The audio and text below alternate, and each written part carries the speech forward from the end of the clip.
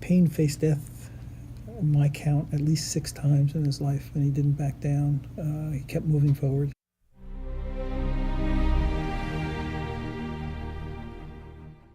July 4th, 1776. 5 men are drafting the Declaration of Independence, a document that would soon change the course of the American Revolution.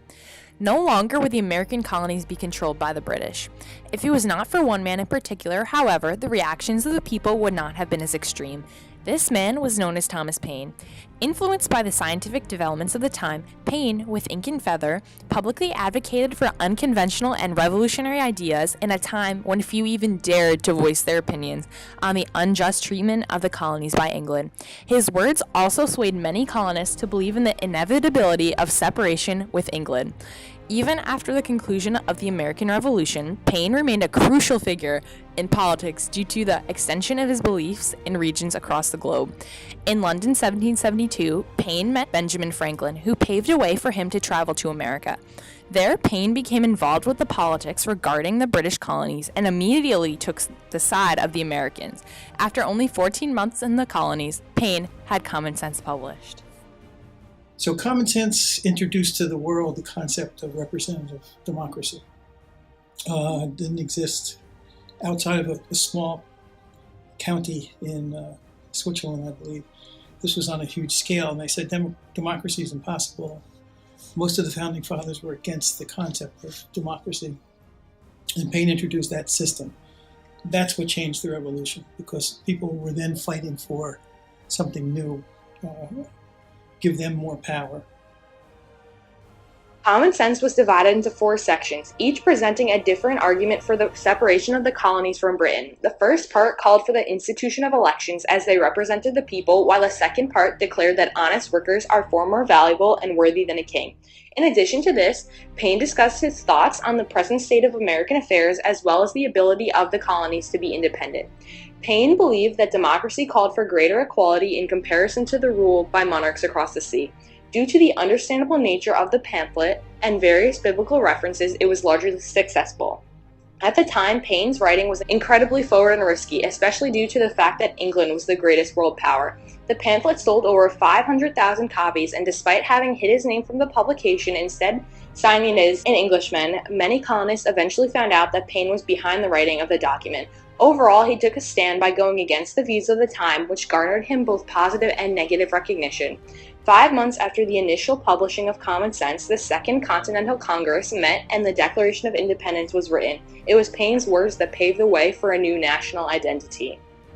Not only did Paine write many influential papers during the Revolution, but he also served as a volunteer personal assistant to General Greene, thus causing him to travel with the Continental Army. It was during this time when he wrote The American Crisis, a set of 16 papers. Paine's infamous words, "These are the times that try men's souls," were used to instill patriotic sentiments to the miserable troops. As seen in Common Sense, Paine did not sign his name in an effort to preserve his identity. Instead, he signed the document as Common Sense, which portrayed the idea that both Common Sense and The American Crisis were written by the same man. Although the Crisis papers did not grow to be as famous and recognizable as Common Sense, it was nonetheless extremely crucial for the course of the American Revolution.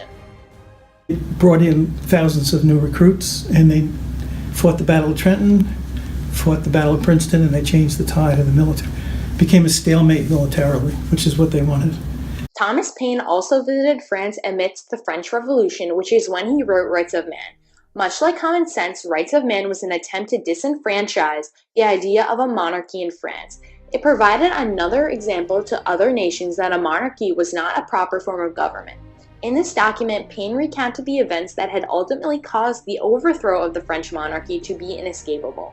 In addition to this, he attacked the very idea of a hereditary ruler, calling it absurd and unnecessary. He believed that having such an institution in place would lead to the reign of imbeciles. When Rights of Man was published in 1791, it sold almost 50,000 copies at once and led to the establishment of various societies that were much like the Committees of Correspondence in America. Similar to his other works, Paine received much criticism. He was accused of libel, but despite this, rights of man continued to circulate. When Paine traveled to France after the American Revolution, he was welcomed as a hero and elected to the National Assembly. The French Revolution is a clear example of the extensive influence of Paine's writing. Paine's works eventually did lead to his imprisonment. During the course of the French Revolution, Paine supported the banishment of King Louis XVI, rather than the complete eradication of him and his family by the guillotine. When the radicals took power, Paine was sent to prison but narrowly escaped. It was during this time that Thomas Paine began to write and eventually publish The Age of Reason. Unlike his previous works, The Age of Reason criticized institutionalized religion and challenged the validity of the Bible. Paine believed that institutionalized religion was corrupt and highly political. Paine's views were influenced by his belief in deism. While his previous works were received with largely positive reaction, this work was much more controversial. At the time, it was considered almost treasonous to divide the church and religion. Therefore, by taking a stand and challenging that very idea, Paine risked his life. When the book came into fruition, the British government ultimately decided to prosecute anyone who attempted to publish or distribute it. The Age of Reason would remain to be Paine's most controversial work, earning him the most hostility and disapproval from the common man, especially due to the fact that he actually put his name on this work. It was this work that essentially got Paine's work from the American Revolution eradicated. Nonetheless, his work inspired and guided many freethinkers. However, for a long time, people did not realize the breadth of Paine's influence. It was not until the 1970s that modern historians began to craft Paine's biography, in which his ideas finally came to light. Paine expressed the belief that one should attack the government for their misaligned policies. Likewise, he fought against slavery, calling it the perverted agenda. He helped establish the left side of politics in addition to being one of the founding fathers of democracy. He promoted the idea of speaking out for what you believe in. Paine also believed that the best type of government was one that governed the least but did what it had to do to keep the Union intact. He instilled his beliefs in many people. Today, many are influenced by his belief that the government should do as little as possible. Many more people are speaking out for their rights and more of a say in the government thanks to Thomas Paine.